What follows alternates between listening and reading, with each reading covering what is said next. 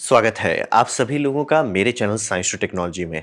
मैं अनुपम विपुल आप सभी लोगों का स्वागत करता हूं आज के शो फ्यूचर फ्राइडे में।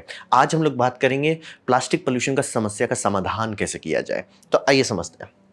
तो सबसे पहले समझिए प्रॉब्लम को समझना पड़ेगा। तो प्रॉब्लम ये था कि हम लोग मांग रहे थे एक मैजिक मटेरियल दो जो मतलब नेचर को संभाल सके। यानी कि अगर आप कोई भी मटेरियल देखते हैं नेचर से वो नहीं टिक पाता। जैसे कि आप मेटल का कुछ बनाते हो, नेचर उसको ऑक्सीडाइज कर देगा। आप लकड़ी से कुछ बनाते हो, बायोलॉजिकल लाइफ फॉर्म उसको स्वाहा कर देगा। तो हिसाब ये समझिए नेचर के सामने कोई चीज़ नहीं टिकता था। तो हम लोग ऐसा चीज़ चाह रहे थे जो नेचर के सामने इनडेफिनेटली तक टिक सके। ऐसा नहीं हो कि हमने इससे कुछ बनाया और कुछ दिन में स्वाहा हो गया। हम चाहते थे बस बना के भूल जाए। तो बात था कि वो हम लोग को मिल गया। हम लोग जो मांग रहे थे वो मिल गया। और सबसे बड़ा प्रॉब्लम ये नहीं है कि प्लास्टिक बुरी चीज़ है, ये बात समझना ज़रूरी है। जो लोग ऐसे बोलते हैं प्लास्टिक खराब चीज़ है, प्लास्टिक खराब चीज़ नहीं है। प्लास्टिक का इस्तेमाल करने का तरीका गड़बड़ है, क्योंकि हम लोग लूप बंद नहीं किए।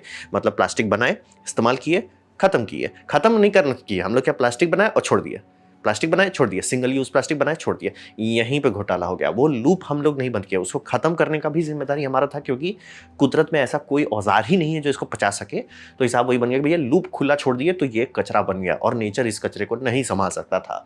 तो वही समझिए। तो नेचर कर क्या सकता है? अगर जैसे आप समुद्र में प्लास्टिक डाल देते हैं तो ऐसा नहीं है कि प्लास्टिक का कुछ नहीं हुआ, प्लास्टिक टूटते टूटते माइक्रो प्लास्टिक में बन जाएगा। अब बात यह है कि माइक्रो प्लास्टिक अभी भी प्लास्टिक ही है, अभी भी उसमें सारे कैरेक्टरिस्टिक्स प्लास्टिक के हैं और अभी भी उसका कुछ मतलब फंडामेंट ये समझिए ऐसा है कि आपका जो बिल्डिंग था वो बिल्डिंग टूटा, लेकिन ईंटा पूरा का पूरा सलामत है। सिर्फ मतलब समझ रहे हैं जैसे ईंटा निकाल दे रहा वैसा हो जा रहा है। तो ये अभी भी डेंजरस ही रहता है और ये हर चीज़ को मतलब झेल जाता है, इसका कुछ नहीं पड़ता। अल्ट्रा वायलेट इकलौता चीज़ है जो इसको बिगाड़ सकता है, लेकिन धरती में उतना अल्ट्रा वायलेट है नहीं, क्योंकि अगर होता तो लाइफ स्टेराइल हो जाती है यहाँ पे। तो ये सब वही समझिए। और ये अब हम लोग के पास वापस आ रहा है और अगली बार गुस्सा से आ रहा है, क्योंकि ये इंसान के अंदर पाया जाने लग रहा है, हमारे बॉडी के अंदर ये अब जमा हो रहा है। तो ये एक सीरियस समस्या है। और यहाँ पे जो सबसे कॉमन होता है कि प्लास्टिक बैन कर दो। बात है आप नहीं कर सकते, क्योंकि प्लास्टिक के बिना दुनिया नहीं चलेगी। हम लोग जो इतना लंबा लाइफ स्पैन इंजॉय कर रहे हैं वो होगा ही नहीं। मेडिकल साइंस में कितना प्लास्टिक इस्तेमाल होता है, उसमें से एक को भी आप नहीं हटा सकते। जैसे अगर सिरिंज का, प्लास्टिक के जो सिरिंज होते हैं उसको बदल के कुछ भी आप ट्राई कीजिए ना कि उसके जहाँ पे क्या होगा। और जैसे आप कोई भी मेडिकेशन खरीदते हैं वो प्लास्टिक से ही रैप करके आता है, क्योंकि ये सब इतना सेफ है, स्टेबल है, भरोसेमंद है, तभी लोग इतना लंबा जी पा रहे हैं। नहीं तो अगर प्लास्टिक ही हटा दिया जाए, कोरोना के टाइम पे तो लोग फ्री के ऊपर चले जाते। तो ये समझना बेहद ज़रूरी है। प्लास्टिक हमारे लिए, हमने मांगा एक वरदान कि हमें ऐसा मटेरियल दो जो नेचर संभाल ले। हमने बनाया, हम सक्सेसफुल हो गए, उसका सब भला हो गया। मतलब आपका सलाइन चढ़ाना जो बहुत मतलब डेंजरस बात है, क्योंकि कांच का बॉटल रहता था, गिरता था, फूटता था। आप लोग में से जिनकी उम्र 30-40 का होगा शायद हो सकता है आप देखे हो किसी रिलेटिव को कांच का सलाइन चढ़ते हुए, बहुत महंगा पड़ता था और खतरा भी रहता, क्योंकि सलाइन है, कांच का बॉटल है, गिरा पूरा फूटते रहता था। तो बाद में अब प्लास्टिक हो गया, भरोसेमंद तरीके से होने लगा। तो बहुत सारा समस्या वो सॉल्व कर दिया। बस बात है लूप हम लोग बंद नहीं किए, और लूप नहीं बंद करने से हम लोग को माइक्रो प्लास्टिक बन जा रहा है। और माइक्रो प्लास्टिक जो है हमारे वापस आके हमारी बैंड बजा रहा है, क्योंकि भैया दरवाजा हमने बंद नहीं किया। मतलब समझिए आपने बम में एसी ले लिया, लेकिन दरवाजा खोल के एसी ठंडा कर रहे थे, तो नहीं हो पाएगा ना। वही गड़बड़ वही है कि प्लास्टिक का यूज को रोकना पॉसिबल नहीं है। कोई भी ये कह रहा है कुछ ज्यादा फूक लिया है, नहीं किया। मतलब सिर्फ मेडिकल इंडस्ट्री की ही बात करो ना, फूड इंडस्ट्री तो मैं आऊंगा भी नहीं, क्योंकि उसमें तो आप सीधे भूखे चले जाओगे। तो हिसाब वही रहता है, नहीं रोका जा सकता। बस हम लोग को लूप बंद करना है। बनाओ, इस्तेमाल करो, खत्म कर दो। खत्म करने का काम करना पड़ेगा।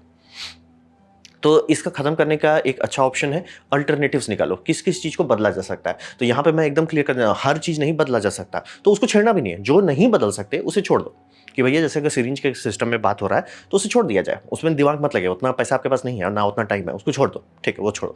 लेकिन जहाँ पे अल्टरनेटिव हो सकता है वहाँ पे करो। जैसे कि स्टाइरोफोम का जो काफ़ी यूज़ हो रहा है, काफ़ी नुकसान पहुँचाता है इन्वायरमेंट को। स्टाइरोफोम का रिप्लेसमेंट है, माइसीलियम से बनाया जा सकता है, मैंने वीडियो पहले ही बना दिया। उसको ज़्यादा इस्तेमाल करने लगो। फिर आपका कटलरी का इस्तेमाल होता है, जहाँ स्टाइरोफोम के प्लेट्स इस्तेमाल होते हैं, वहाँ पे बहुत सारा ऑर्गेनिक अल्टरनेटिव आ चुका है मार्केट में, उसे इस्तेमाल किया जाए। तो समझ रही, ये सब एक प्लास्टिक का थोड़ा सा डिमांड कम कर देगा। कई बहुत बड़ा फर्क नहीं पड़ेगा, लेकिन फर्क पड़ेगा। कहाँ पे आप 1000 टन बना रहे थे वहाँ सिर्फ 900 टन आपको बनाना पड़ेगा। तो ये एक अच्छा ऑप्शन है। स्टेप 1 ये काफ़ी अच्छा है, क्योंकि जो जो प्लास्टिक नहीं छेड़ा जा सकता उसे छेड़ना भी नहीं है, लेकिन जो छेड़ सकते हैं उसे छेड़ के हटा दिया जाए कि भैया हमें कटलरी प्लास्टिक की ज़रूरत नहीं है। ठीक है, चलो भैया कटलरी हटा दो। आपको ये स्टाइरोफोम की पैकिंग सबकी ज़रूरत नहीं है, क्योंकि पैकिंग उतना टाइम यूज़ ही नहीं होता।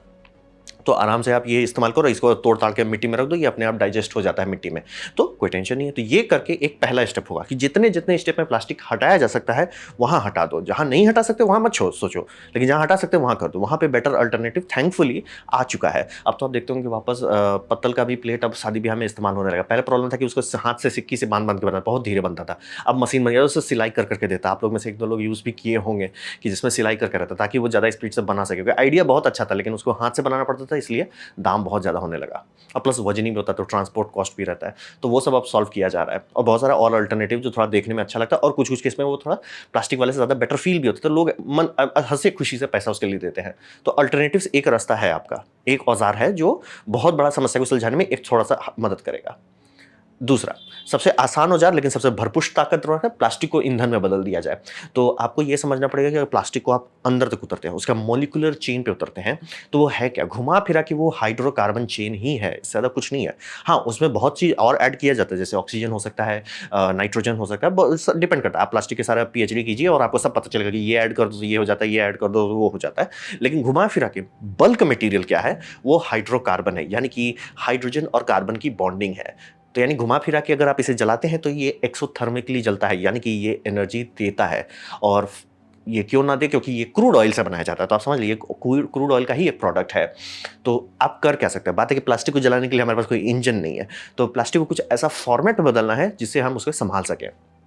तो वो करने का थैंकफुली इंजीनियरिंग में एक सोल्यूशन है, जिसे हम लोग कहते हैं पायरोलिसिस। पायरोलिसिस के प्लांट्स भी आते हैं, इंडिया में भी सब। मैंने नीचे हैदराबाद वाला ऑप्शन दिया हुआ है, और आप चाहें तो अपने लैब में भी बना सकते हैं, स्कूल में बनाते रहते हैं, वो कोई बड़ी बात नहीं। पायरोलिसिस का मतलब होता है कि आप पका रहे हो किसी चीज़ को बिना ऑक्सीजन के, और 600 डिग्री के आसपास आपको करना होता है। तो बात है हो क्या रहा है? हो ये रहा ना कि आप सॉलिड में क्या होता है, स्टेबल मॉलिक्यूल चेंज होते हैं, यानी ठंडा रहता है, चिल रहता है, स्टेबल है।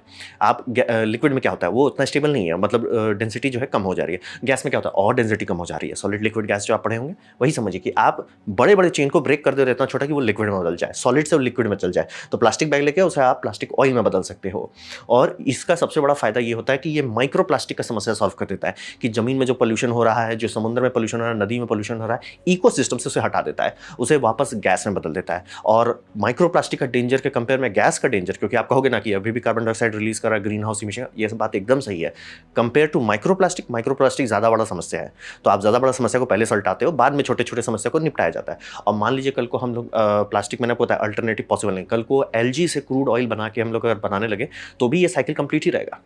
तो ये समझना जरूरी है, ये समस्या का समाधान है। और दूसरी बात, इसमें प्रॉफिट होता है। प्लास्टिक रिसाइकिल की नहीं की जा सकती। जितने भी लोग बोलते हैं प्लास्टिक रिसाइकिल कर लो, उनको नहीं पता है, क्योंकि इंजीनियर आपको बोलेगा कर सकते हैं, साइंटिस्ट बोलेंगे कर सकते हैं, इकोनॉमिक्स के पास जाइए कि भैया इसका बजटिंग कीजिए, बोलेगा सर जी नहीं होना है। वो आप जबरदस्ती का लॉ लगा के करवा दो तो बात अलग है। कंपनी अपना पीआर रेपुटेशन बनाने के लिए भले कर दे, अलग बात है, लेकिन प्लास्टिक रिसाइकिल नहीं किया जा सकता, क्योंकि वो बहुत सस्ता मटेरियल है, वो कर ही नहीं सकते। लेकिन यहाँ पे आप ऑयल बना रहे हो, ऑयल जिसका खपत होता है, लोग चाहते हैं ऑयल। और जैसे हैदराबाद का एग्जांपल दे रहे थे, उनका एग्जांपल हो रहा था कि वो 40 से 50 रुपए लीटर में फ्यूल बेच रहे थे, जो कि डिक्टो जैसे डीजल जलता था वैसे ही जलता है, क्योंकि घुमा फिरा के क्रूड ऑयल का ही प्रोडक्ट है, बस लंबे रास्ते आया।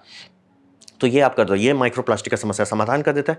प्रॉफिटेबल चीज़ है, क्योंकि हर किसी को आप फ्यूल ऑयल बेच सकते हो, हर किसी को। ऐसा कोई भी जगह नहीं है जहाँ फ्यूल ऑयल की कम डिमांड ना हो। तो वो एक दूसरा समस्या सॉल्व कर देता है। रिसाइकलिंग प्रॉफिटेबल नहीं है, ये प्रॉफिटेबल है। और जो जो प्लास्टिक हम अल्टरेट नहीं कर सकते, इस माध्यम से आप उसको माइक्रो प्लास्टिक में बदलने से रोक सकते हैं। आप उसे आराम से सल्टा सकते हैं, भैया तुम चिल हो जाओ। तो ये दूसरा ऑप्शन है, दूसरा औजार आपके आ जाता है इसको संभालने के लिए। अब बात करते हैं प्लास्टिक का प्रोडक्ट्स क्यों ना बनाया जाए। तो ये समझिए वेस्ट टू प्रोडक्ट वाला स्ट्रैटेजी होता है, ये तीसरा औजार है आपके पास हैंडल करने के लिए। बात है कि प्लास्टिक बहुत लंबा टिकता है, तो क्यों ना उसे इस्तेमाल किया जाए। किसी के पास तो बुद्धि आई कि अगर प्लास्टिक बहुत लंबा चल रहा है, यही उसका सबसे बड़ा नुकसान है, तो क्यों ना इसका फ़ायदा उठाया जाए। तो एग्जांपल देंगे कि ये लेडी ने ये किया है कि प्लास्टिक को लेके 300 डिग्री में पका के उसमें बालू भर के इस तरह का ईंटा बना रहे हैं। अब बात है ये ईंटा मतलब आराम से इससे कॉरिडोर्स, ये केन्या का, मैंने नीचे वीडियो दे दिया है, और ये टिकाऊ बहुत होता है, हल्का होता है, मतलब सीमेंट के कंपेयर में ये करीब 30 से 40% सस्ता पड़ता है, और ये उससे लंबा चलता है। क्यों? क्योंकि प्लास्टिक बहुत लंबा चलता है। Plastic as a binder almost indestructible होता है, तो उसी को इस्तेमाल करो ना। तो ये समझिए कि ये क्या, फिर काफ़ी लोग और कोशिश करें कि प्लास्टिक को ईंटा में बदल के ईंटा बना दिया जाए। क्या ये कर सकता है? कर सकता है, बल्ले बल्ले कर सकता है। तो वैसे समझिए प्लास्टिक का जो कचरा है, कबाड़ है उसका प्रॉपर्टी है कि भैया उसका कुछ नहीं हो रहा, तो क्यों ना उस प्रॉपर्टी को हम अपने फायदे के लिए इस्तेमाल करें। ऐसे मैंने आपको सिर्फ 2 एग्जांपल दिया, लेकिन ऐसे कई हज़ार इंजीनियर्स लोग काम कर रहे हैं। आपको बस एक औजार बता रहा हूँ, ये भी एक पाइपलाइन है जिससे कर रहे हैं। लेकिन यहाँ पे आप ये ज़रूर समझिए कि ये माइक्रो प्लास्टिक को रिलीज़ को नहीं रोक सकता। क्यों? जैसे खासतौर पर रोड पे, ब्रिक में उतना दिक्कत नहीं है, लेकिन अगर आप उससे रोड बना दें, जैसे काफ़ी लोग कोशिश करें प्लास्टिक को रोड में डाल दो, बात सही है। मान लीजिए 1 किलो प्लास्टिक था, आपने 1 किलो डाल दिया, वो पूरा तुरंत नहीं निकलेगा, रोड में फंसा रहेगा काफ़ी टाइम तक। लेकिन रोड घिसता है, रोड घिसता है, आपका चक्का से रोड घिसता है, तभी तो रोड टूटता रहता है, तभी तो रोड खराब होता है। तो वो माइक्रो प्लास्टिक फिर से निकल रहा है, बस लंबे रास्ता से आ रहा है। तो ये समझिए कि आपका माइक्रो प्लास्टिक का रिलीज जो स्पीड से हो रहा था वो घटा देता है। ये समझिए एक तरह का टेम्प्रोरी बैंडेड है कि मतलब एक समस्या था, उस समस्या को आप मतलब कुछ देर के लिए, भैया हम कुछ टाइम तक तो सांस ले सकें, वो करने के लिए कर सकते हैं। और कबाड़ अगर बहुत बन चुका है तो इसके सिवा आपके पास टेक्निकली कोई और ऑप्शन नहीं, क्योंकि ये लेडी का बात ये समझिए उतना गया गुजरा इकोनॉमिक में ये इन्होंने कंपनी बनाई, छोटी सी कंपनी है। कंपनी में ये लगभग 20 लोगों को खिला पिला रहे हैं, मतलब रोजी रोटी कर रहे हैं, और कोई भी एडवांस टेक्नोलॉजी नहीं है। लेकिन कचरा ये मतलब समझिए कई टन पर दिन खपत होते जा रहा है इनका, मतलब कई टन प्लास्टिक को सेफली बांध के अलग कर दिया जा रहा है। और इसका रोड बनता है, उसको ना पानी से दिक्कत है ही नहीं, यही तो उसका सबसे बड़ा, ना उसको पानी से दिक्कत है ना कोई और चीज़ से। जिस चीज़ के लिए हम लोग प्लास्टिक से परेशान है वो चीज़ हम लोग चाहेंगे ना रोड में। मान लीजिए आपको कोई रोड बेचता है कि ये रोड है, इसका कुछ नहीं बिगड़ेगा कभी, आप तो सीधे बोलिए ना चुपचाप से पैसा लो हमको दे दो, तो बात वही है। लेकिन हाँ, ये समझना जरूरी है कि अगर उससे दीवार बना दे, ठीक है, दीवार उतना घिसेगा नहीं, और उस पर शायद आप पेंट कर दो तो वो सील भी रहे।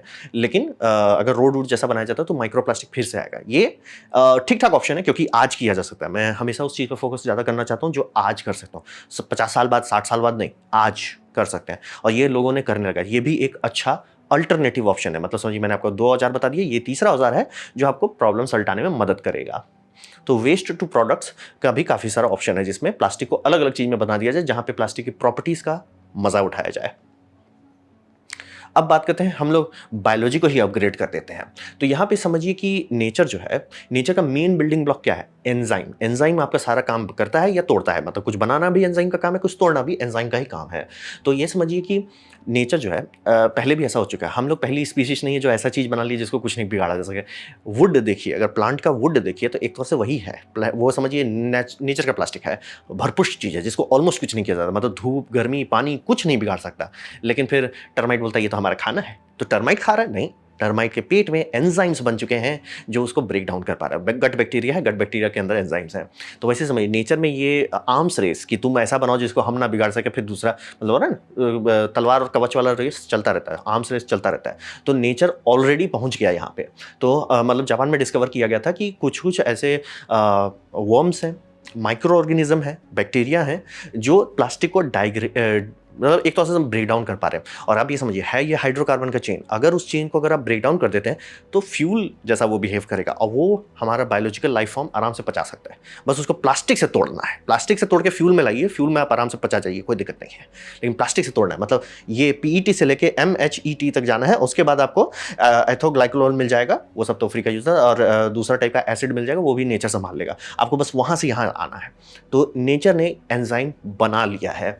तो ये समझिए कि, लेकिन हाँ ये स्लो है, बहुत धीमा है, इसीलिए हमारा का मतलब समुद्र से प्लास्टिक गायब नहीं होने लगा। नेचर ने औजार बनाए हैं, डिप्लॉयमेंट, मतलब हम लोग देखिए ऑलमोस्ट स्लो लेवल का एवोल्यूशन देख रहे हैं कि प्लास्टिक खूब आ गया एनवायरनमेंट में। नेचर के पास नौटंकी नहीं है, प्रॉब्लम है ना, सॉल्व करो, नौटंकी ना करो, सॉल्व करो। तो उसमें ये 2016 में डिस्कवरी की गई थी जापान के आसपास में कि ये एक मतलब स्पीशीज है, जिस स्पीशीज के अंदर एंजाइम है जो बायोडिग्रेड कर पाता है प्लास्टिक को। और ये इंटरेस्टिंग बात है, ये किसी भी तरह का पीईटी को कर सकता है, पीईटी को, पीवीसी को नहीं बात करो, प्लास्टिक के बहुत सारे वेराइटी हैं, पीईटी सबसे बड़ा समस्या है। तो पीईटी को ये डायरेक्ट पचा सकता है, पचा रहा है, ये ऐसा नहीं कि तोड़ दे रहा है माइक्रोप्लास्टिक, ना, खत्म, टाटा, फिनिश, बाय बाय, ये कर दे रहा है। ये 2016 में पकड़ा गया था। और इससे ये समझिए कि ये औजार को अभी हम लोग खूब मेहनत कर, मैंने बताया 2016 में हो रहा है। और आप देखते होंगे हर कुछ साल में ये आता है कि वर्म खाने वाला मिल गया, ये मिल गया, उससे कोई बड़ी बात नहीं हो, हम लोग 2016 से पता है, और उस पर सब लोग काम कर रहे हैं कि इसको मास प्रोड्यूस कैसे किया जाए। क्योंकि पहले लोग का हुआ कि क्यों ना वर्म का हिसाब किया, फिर आया कि वो उतना इफिशियंट नहीं होगा, मतलब कितने हज़ार टन हम लोगों को प्लास्टिक पचाना है, उतना उनका स्पीड नहीं है। तो बात हुआ कि बैक्टीरिया लेवल पे आओ, फिर ठीक है बैक्टीरिया ज़्यादा स्पीड से काम कर पाएगा, लेकिन फिर दिक्कत होता है कि बैक्टीरिया बहुत थोड़ा उतना परफेक्ट नहीं है, बैक्टीरिया का कल्चर बनाना। फिर आए कि उसके भी अंदर चले जाओ, उसके अंदर क्या आता है, एंजाइम्स। इसीलिए बात कर रहा है, बायोलॉजी का मेन बिल्डिंग ब्लॉक है एंजाइम। एंजाइम अगर बनाने लगते हैं, जो कि हमारी medical industry, food industry enzymes का पूरा मास्टरी रखी हुई है, आपको बस बताना कि ये प्रोडक्ट है, उसको ऑब्वियसली 10-12 साल लग जाएगा उसको बनाने में कि मास प्रोड्यूस करना, लेकिन उसके बाद भैया हम संभाल लेते हैं, हम संभाल लेते हैं। तो वो एंजाइम पे पूरा काम किया किया जा रहा है और एंजाइम जो नेचर ने बनाया वो थोड़ा धीमा है। मतलब कुछ हफ्ता से लेकर कुछ महीना में वो प्लास्टिक पर जाता है। फिर एआई का इस्तेमाल करके, क्योंकि एंजाइम्स के बहुत सारे वैरायटी बनते हैं, वो मॉलिक्यूलर इंजन है एक तौर पे, तो कई सारा अमीनो एसिड को कुट करके सेट करना रहता है और उसके बाद आपको आउटपुट मिलता है। तो एआई का इस्तेमाल करके एक नया सिस्टम बनाएगा जो मतलब इस तरह से प्लास्टिक लेगा, ऐसे पचा जाएगा, सीधे पचा जाता है प्लास्टिक, स्पीड बहुत ज़्यादा है और इस पे लोग टूट पड़े हैं। इसीलिए आपको हर कुछ तीसरे दिन पे आएगा कि वर्म्स प्लास्टिक खा रहे हैं, ये कर रहे हैं, सब कोई बड़ी बात नहीं है। ये हम बोल रहे हैं 2016 के बाद से कोई बड़ी बात नहीं है, ये सब लोग को पता है। बस बात है कि इसे पैकेजिंग करना, इसे एज ए फाइनल टूल बनाना, कि जैसे ये काफ़ी लोगों का है कि एंजाइम को पाउडर के पैकेट में बेचा जा सकता है। तो वो होगा कि आप अपने लैंडफिल में जाएंगे, एंजाइम खोलेंगे, पक से फेंक देंगे और कुछ दिन बाद आएंगे, वहाँ से प्लास्टिक गल चुका होगा, गायब हो चुका होगा प्लास्टिक। ये हम लोग करना चाहते हैं। वो कार्बन डाइऑक्साइड में ब्रेक डाउन कर देगा, वो कर देगा। और जैसे कि अगर आप लोग बायोडाइजेस्टर्स हैं, उसमें बायोलॉजिकल मटेरियल बहुत बम डाइजेस्ट हो जाता है, मीथेन निकल जाता है, मीथेन हम लोग ईंधन के तौर पर इस्तेमाल करते हैं। क्या पता कल को ये भी हो जाए कि बायोडाइजेस्टर में ये भी डाल दो और उससे इनडायरेक्टली मतलब कुछ एक दो चीज़ और ऐड करना पड़ेगा, तो शायद उससे भी अगर हम लोग कुछ वर्कफुल निकालने लगे, लोग खुद ब खुद प्लास्टिक साफ करने लगेंगे। तो ये है सबसे भयानक ब्रह्मास्त्र कि भैया बायोलॉजी को ही सुधार दो। और ये समझिए नेचर इसी के लिए बना है। नेचर का वही है कि नेचर में समस्या आता है, नेचर समस्या सॉल्व करता है। जो सॉल्व नहीं कर पाते वो ऊपर चले जाते हैं, जो सॉल्व कर लेते हैं वो आगे बढ़ जाते हैं। तो वही समझिए अभी, लेकिन इसका एक लिमिट है कि ये हर तरह के प्लास्टिक पे नहीं काम करता है और एक तौर से आप चाहोगे भी नहीं, क्योंकि जैसे मान लीजिए कि जिस कारण से प्लास्टिक इतना सक्सेसफुल है कि उसका नेचर कुछ नहीं बिगाड़ता, क्योंकि आपकी दवाई आपके पास आ जाएगी बिना किसी कंटामिनेशन के। वो सिर्फ इसी बात पे है कि प्लास्टिक्स नहीं डिग्रेड होता है। लेकिन तो मान लीजिए कल को हम लोग जो सिंगल यूज़ प्लास्टिक्स है उसको पचाने वाला एंजाइम्स पूरी दुनिया में छोड़ देते हैं और वो पचाने लगता है, तो जितने मेडिकेशंस हैं उसको दूसरे प्लास्टिक से बनाना पड़ेगा, जितने मेडिकल इक्विपमेंट्स हैं, ताकि वो टिके रहें। और फिर उनके लिए मैंने आपको जो पहला ऑप्शन बताया था कि प्लास्टिक को फ्यूल में बदल दो, ताकि वो गैस में बदल जाए, ना कि माइक्रो प्लास्टिक में किया जा सकता है। तो ये सब औजार हैं जो आज के टाइम में हम लोग डिप्लॉय करना शुरू कर दिया है और देखते देखते उम्मीद है टाइम लगेगा, लंबा टाइम है। मैं नहीं एक्सपेक्ट कर रहा हूँ कि 50 साल से पहले यह समस्या सॉल्व हो जाए, लेकिन अब सॉल्व होने लगा है। लोग गाड़ी पूरा जोर से लगा रहे हैं और खूब दिमाग, खून, पसीना, मेहनत सब किया जा रहा है। सॉल्व हो सका है और इतने सारे औजार को सबका सब डिप्लॉय किया जाएगा, समस्या सॉल्व हो जाएगी। टाइम जरूर लगेगा। जैसे प्लास्टिक को प्रोलिफरेट होने में टाइम लगा था, वैसे ही उसको हटाने में भी टाइम लगेगा, उसको संभालने में कि भैया ठीक है तुम मैजिक मटीरियल हो, हम बस तुम्हें निपटा देते, खत्म हो गया, यूज़ कर लिए, निपटा दिए, बनाए, नया बनाए, यूज़ किए, निपटा दिए। साइकिल लूप करना है, उसके बाद कोई समस्या नहीं रहेगी। तो ये अच्छे मतलब है कि नेचर ऑलमोस्ट पहुंचने पे आ गया। और ये कुछ लोग का कहना था कि अगर हम लोग ऐसे छोड़ ही देते ना, कोई चांसेस है कि रैंडमली कोई म्यूटेशन होता है समुद्र में, या क्या पता ऑलरेडी हो चुका हो। जो जैसे अभी हम लोग बता रहे हैं कि कुछ महीनों में ये पचा रहा है प्लास्टिक को, पता चला एक प्लास्टिक हटने लगा भाई सी से, क्या हो रहा है, और सी में कोई एंजाइम्स बन चुका है जो पूरा पचा जा रहा है, हो सकता है। तो वही समझिए बायोलॉजी को ही अपग्रेड कर दो। तो ये था मेरा प्रेजेंटेशन, प्लास्टिक को संभालें कैसे। तो उम्मीद करता हूँ आपको अच्छा लगा, कुछ सीखने मिला, कुछ समझ में आओ। अगर ऐसा है लाइक कर दे, दोस्तों शेयर कर दें, उससे मेरा काफ़ी भला होगा। नहीं अच्छा लगा, नहीं पसंद आया, कोई बात नहीं, आप डिसलाइक दबा सकते हैं। मैं कहूँगा डिसलाइक 2 बार दबाएं, उससे मुझे पता चले वो कितना नापसंद है। मैं आपसे कहूँगा कि कॉमेंट लिखें, मैं हर कमेंट को पढ़ने की कोशिश करता हूँ। आपसे कहूँगा सब्सक्राइब कीजिए, बेल दबाइए अगर आप फ्री हैं तो। आपने मेरा वीडियो देखा, जान के मुझे बहुत खुशी हुई। धन्यवाद।